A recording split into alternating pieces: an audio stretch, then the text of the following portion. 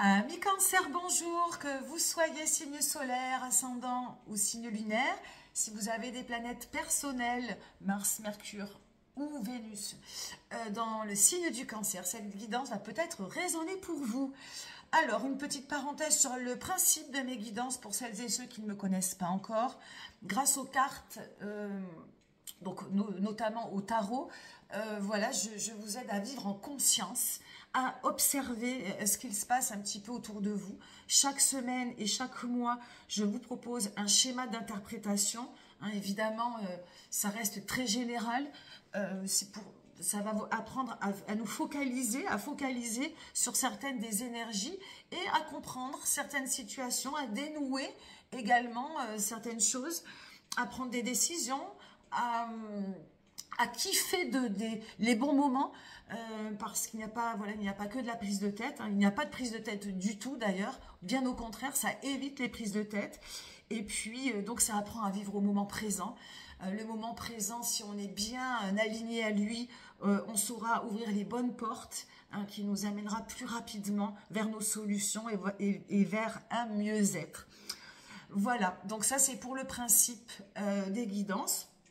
Donc, j'ai fait un petit récap très rapide sur l'énergie extérieure dominante du mois dernier, en sachant que le mois de février a été un petit peu exigeant astrologiquement. Il s'est passé beaucoup de choses. On va au-devant de toute façon de grandes transformations générales et collectives. Tout le monde doit bien s'en douter. Donc, ça bouge beaucoup aussi au niveau personnel, bien évidemment. Donc, vous aviez le cavalier de bâton. Le cavalier de bâton, c'est une carte assez fulgurante, une belle carte qui vous attirait vers un mieux-être. Le cavalier étant celui qui finit son parcours, le bâton dans sa créativité, dans sa vitalité. Il y avait vraiment une motivation à être poussé de l'avant, à vous, voilà, à vous enlever de certaines choses. Il y avait peut-être une compréhension sur des situations. Et cette énergie était là pour vous tirer vers le haut. Alors, est-ce que vous avez pu faire ce déplacement, ou physique, ou mental, ou dans votre corps? Est-ce que vous vous êtes senti un petit peu propulsé? Est-ce que vous avez senti que vous avez avancé sur certaines choses? En tout cas, je l'espère pour vous. Oui, après, je ne me rappelle plus des autres cartes. Là, j'ai enchaîné avec un autre signe. Donc bon, peu importe, parce que je perds trop de temps à faire des débriefs à chaque fois. Donc on va avancer sur le mois que vous avez envie d'entendre, c'est-à-dire le mois de mars. On va de l'avant.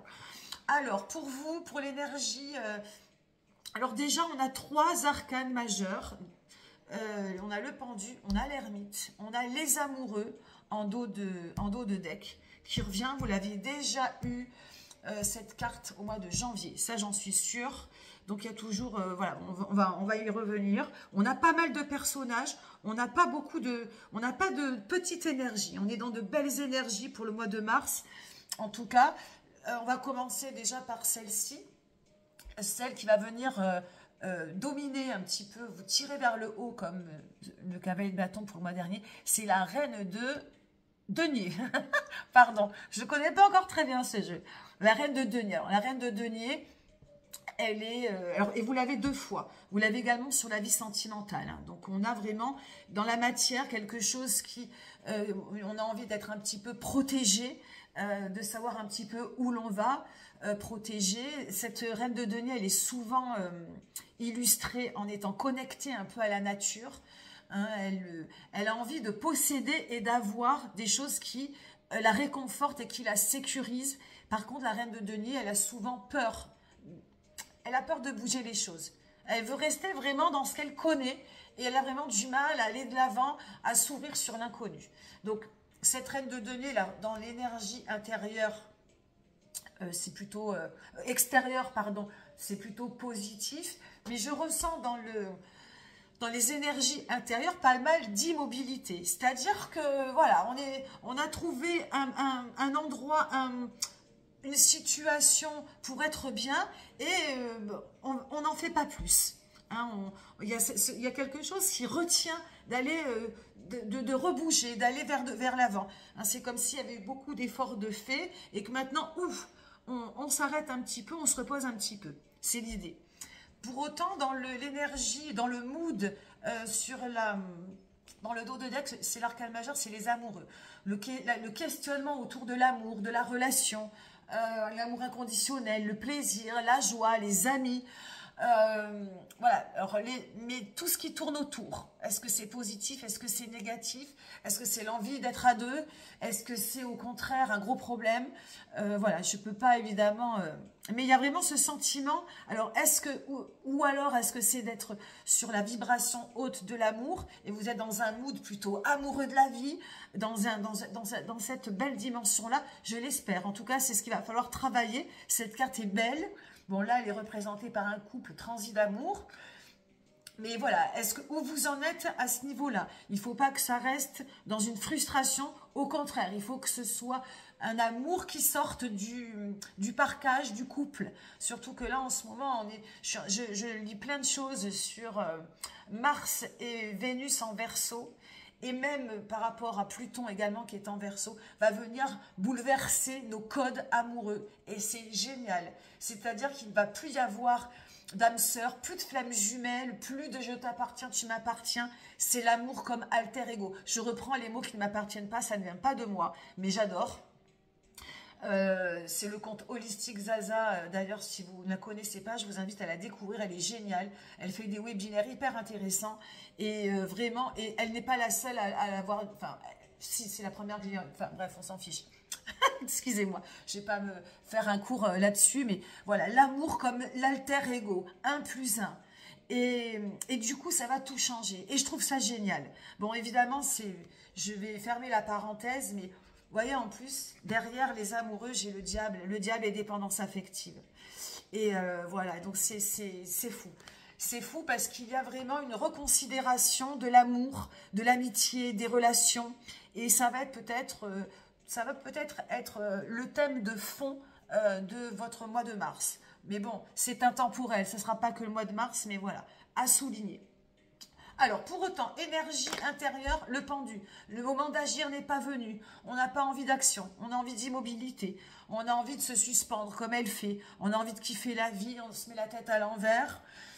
Alors, il y a cette idée-là. Il y a l'idée également de voir les choses sous un autre angle. Hein, et c'est marrant parce que vous n'êtes pas les seuls à avoir eu cette carte aussi. Donc, cette carte est toujours intéressante. Alors oui, on peut juste retenir l'idée que, bon, s'il y a des décisions à prendre, c'est pas le moment. S'il y a des prises de tête, des choses à décider, c'est pas le moment. Mais par contre, donc, pas mal d'immobilité, de méditation, je vous conseille. Le moment d'agir n'est pas venu, c'est vraiment la phrase du tarot de Marseille, je la ressors.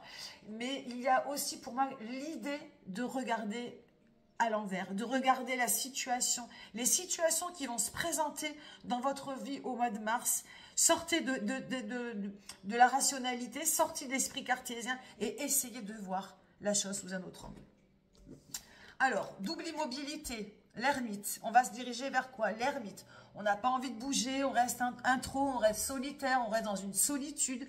On sait où est la lumière, on sait où est le chemin, on sait où sont les solutions, mais no way pour l'instant, on ne veut pas y aller, on reste un petit peu en statu quo. Encore une fois, le mois dernier, le mois d'avant, il y avait des choses qui vous ont pas mal fait vous déplacer, transiter, sortir de vous-même, peut-être sortir de vos gonds, parfois. Enfin, il y a eu beaucoup de choses, et là, il y a vraiment, je m'arrête. Je m'arrête, je suis bien avec moi-même. Voilà, je suis... Donc, je vais reprendre peut-être un petit peu l'idée de la crise positive de l'ermite. Alors, l'ermite, c'est aussi la thérapie, d'aller vers soi, d'essayer de comprendre mieux ses mécanismes, etc. Mais en tout cas, l'introspection, voilà, on a encore besoin d'introspection, de solitude. Et voilà, il y a vraiment dans ces énergies intérieures, il n'y a pas de violence, quoi. On reste tranquille. Dans le, comment dirais-je, dans la vie affective, pardon, vie sentimentale, reine de Pentacle. Donc pareil, la reine de Pentacle, elle est bien avec sa tribu. Elle a suffisamment, voilà, elle reste dans son petit parcage avec sa tribu. Elle est un petit peu fermée sur certaines choses, un peu obtus. Il y a l'idée de ne pas vouloir avancer sur certains sujets. On ferme un peu la porte. Voilà, tout se passe un petit peu dans la matière, il faut du concret. Pour que ça bouge, il faut du concret. Pour que ça évolue, il faut du concret. Voilà, s'il y a des problèmes de couple, il faut du concret.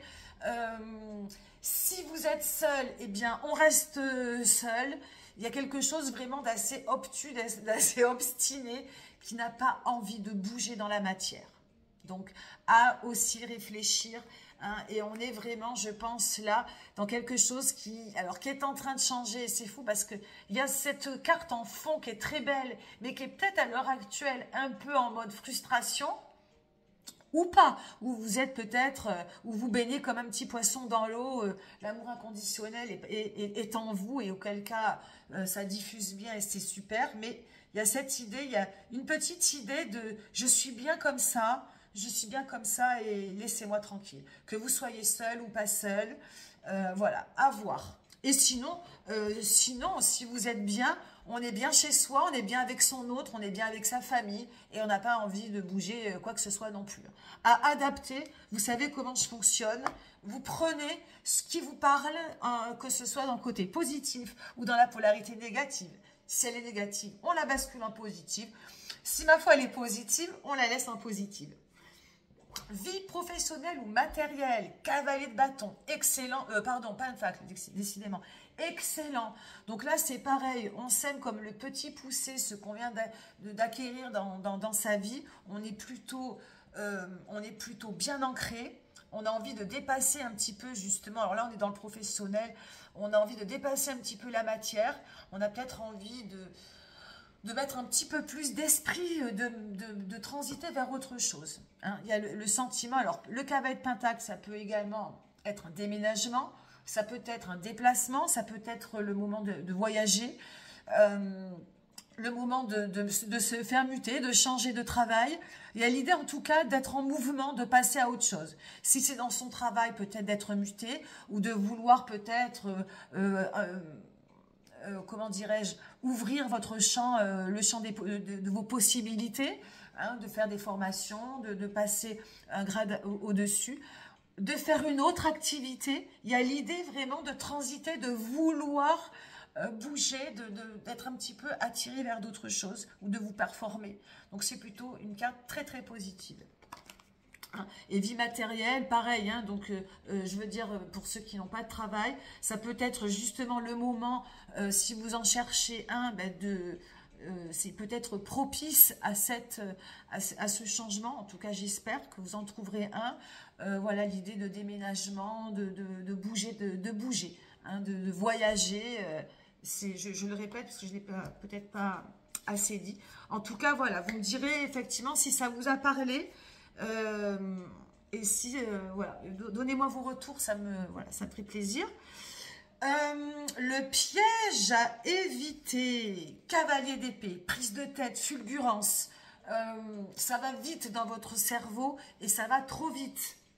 Alors, il y a cette idée effectivement, alors est-ce que c'est lié de vouloir peut-être changer de travail, de vouloir déménager, de vouloir voyager, de vouloir monter d'un grade, en tout cas dans la vie matérielle, de faire plein d'activités peut-être en même temps. Je pense que c'est lié. Je pense que c'est lié. Et dans le cavalier d'épée, calm down. On n'est pas obligé, ça va trop vite. Donc, voyez ce personnage, d'ailleurs, on le sent bien, sa rapidité. Il vient de chasser je ne sais pas trop quoi. Il court vite à sa moto, à la conquête d'autres choses. Donc, il y a l'idée de, vous savez, ralentir pour certaines choses. Donc, voilà, le mental, il est bien trop agité par rapport à la réalité qui est que on est dans une introspection, on cherche à se faire du bien, on sait que la lumière est au bout du tunnel.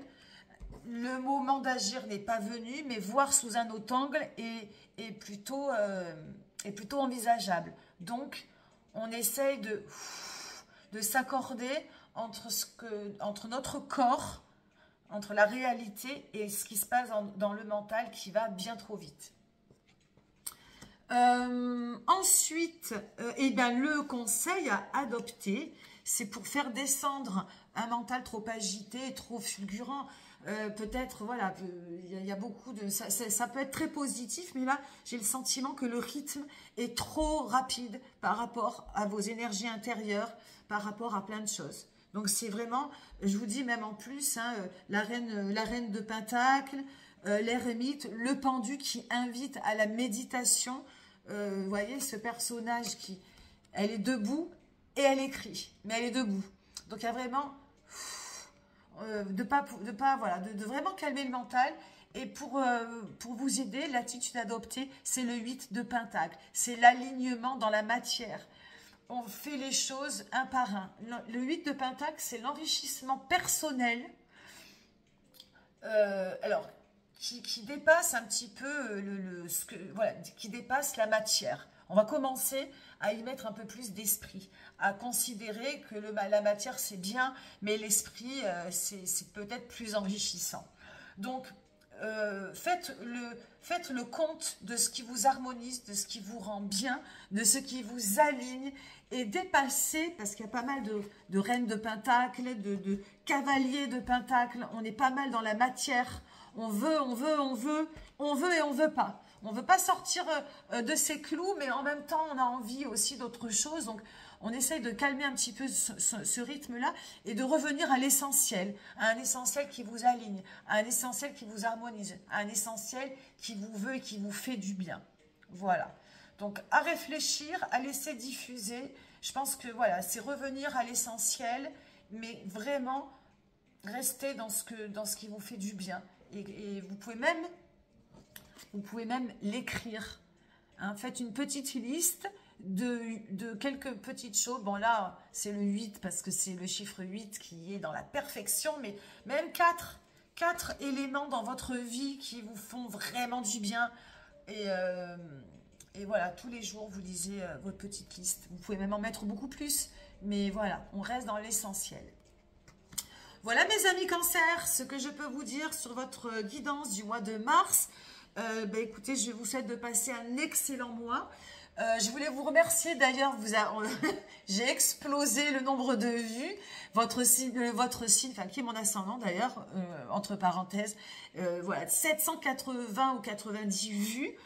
Bon, je viens de commencer, donc pour moi c'est génial. Je sais pas pourquoi, comme s'il y a eu que des cancers le mois dernier qui a écouté ma guidance, donc ça m'a vraiment beaucoup touchée. Donc continuez à m'écouter, ça me fait plaisir, à liker, à vous abonner si ce n'est pas déjà fait, si le cœur vous en dit, à me laisser un commentaire. Je vous souhaite un gros kiff pour le mois de mars et je vous dis ou au mois prochain ou à la semaine prochaine pour les guidances hebdomadaires. Bye bye.